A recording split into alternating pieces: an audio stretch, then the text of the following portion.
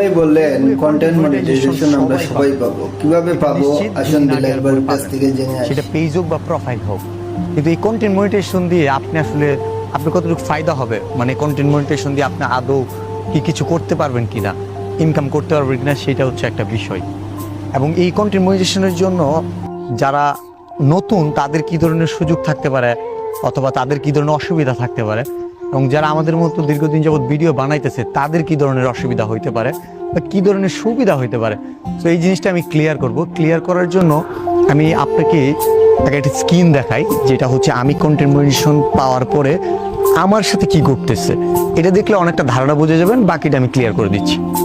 তো চলে আসলাম আমার ফেসবুক পেজে। এখন আমি আপনাদের যেটা দেখাবো সেটা হচ্ছে আমাদের ভিডিও থেকে এবং ফটো থেকে এবং রিল থেকে কোনটার আর্নিং কেমন দেয় এবং কন্টেন্ট মনিটাইজেশনের ইম্প্যাক্টটা কি পড়তেছে।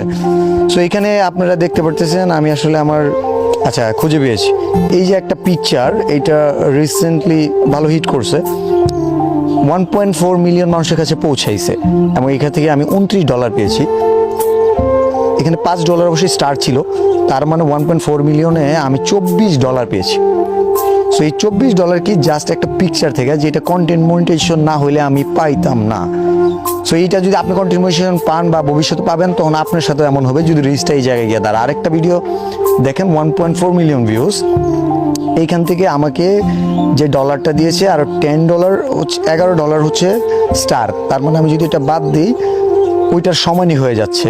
মানে একটা ছবি থেকে যেটা পেয়েছি, সেম একটা ভিডিও 1.4 মিলিয়ন ভিউজ হওয়ার পরেও 5 মিনিট 40 সেকেন্ডের একটা ভিডিও, অথচ সেম, বরঞ্চ আর একটু বেশি দেখা যাচ্ছে।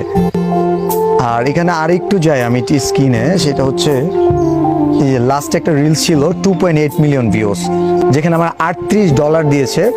এই $38 মধ্যে $10 ছিল স্টারের, তার মানে মাত্র $28।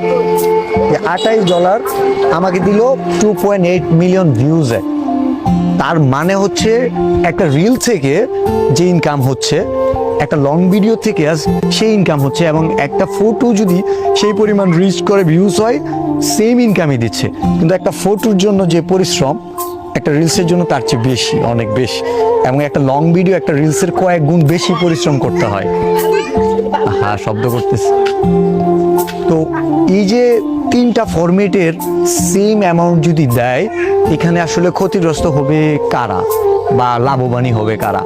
আমার পয়েন্ট অফ ভিউ থেকে মনে হয়, যেখানে আমরা যেমন একটা বিগ বাজেটের কন্টেন্ট রিলিজ করা ট্রাই করতাম, বিভিন্ন দূর দূরান্তে গিয়ে অনেক ভালো একটা কন্টেন্ট কোয়ালিটি দিতে পারতাম, এইটা হয়তো আমরা দিতে পারবো না।